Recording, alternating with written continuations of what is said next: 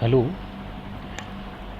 today I am going to tell the story of Nachiketas, about whom Swami Vivekananda once said that if I get 10 or 12 boys with the faith of Nachiketas, I can turn the thoughts and pursuits of this country in a new channel.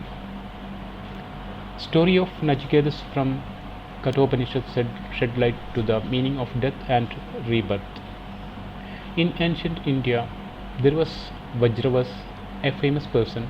He was performing a yajna, which is a sacrifice named Vishwajit Yajna.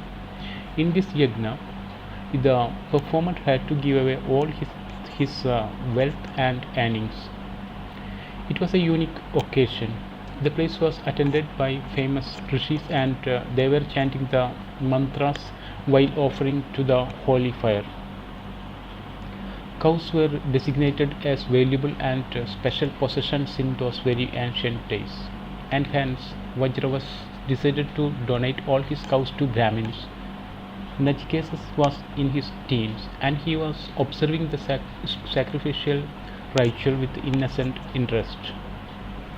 He was surprised to notice that his father was giving away only old and disabled cows, those cows who had given their milk for a long time and who were not capable of bearing cows.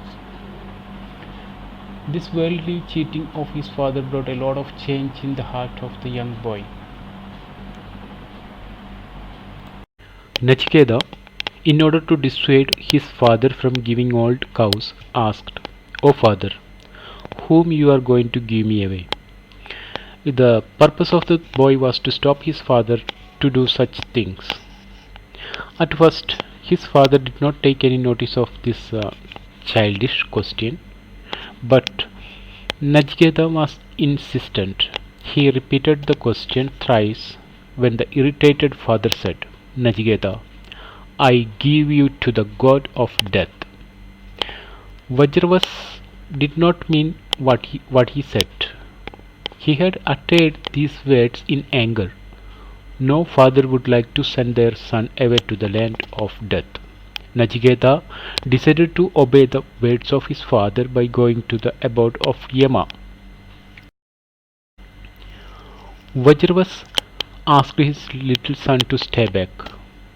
Nachiketa's decision was very firm. Folding his hand, he told his father that their ancestors never went back on their words, and he would like to follow the same. He wanted his father to follow the same tradition.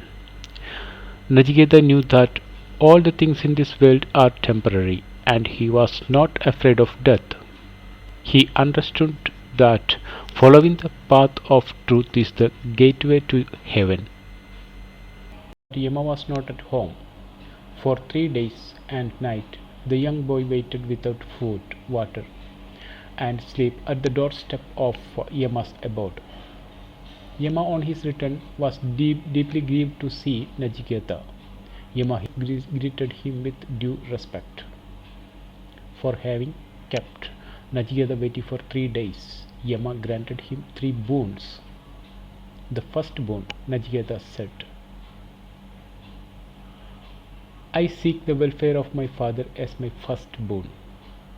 Yama granted him happily. The second boon, "I desire to know how one could reach heaven where there is no sorrow, old age, or death." Nachiketa did not ask this second boon for himself, but for the sake of the people. He wanted everyone to learn this secret knowledge and free themselves from the sufferings. Yama was pleased with the unselfishness of Nachiketa. Yama gave all the details of a particular sacrifice, the performance of which would take one to heaven. As Nachiketa was an intelligent and a sincere boy with a spiritual knowledge, he could understand all that was taught. Yama was pleased with him and, in appreciation, named that particular sacrifice after Nachiketa himself, the third boon. Nachiketa asked to learn the mystery of what comes after death. Yama was reluctant to this question.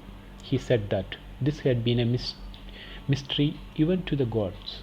He asked Nachiketa to ask for some other boon and offered many material gains.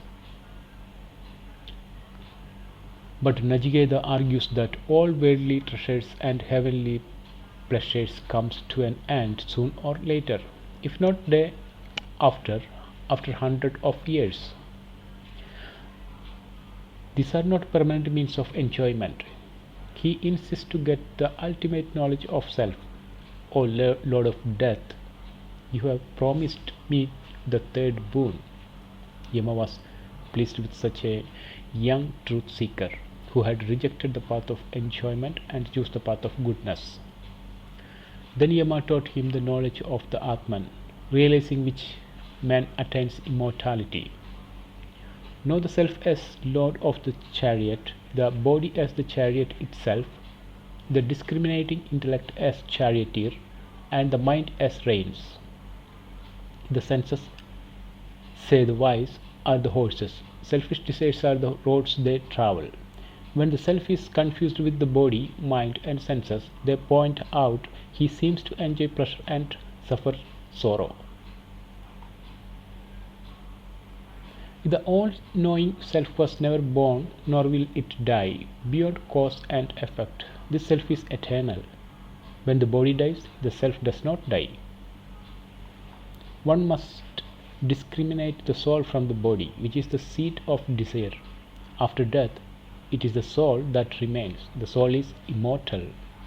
Thus, having learned the wisdom of the Brahman from Yama, Nachiketa was freed from the cycle of births.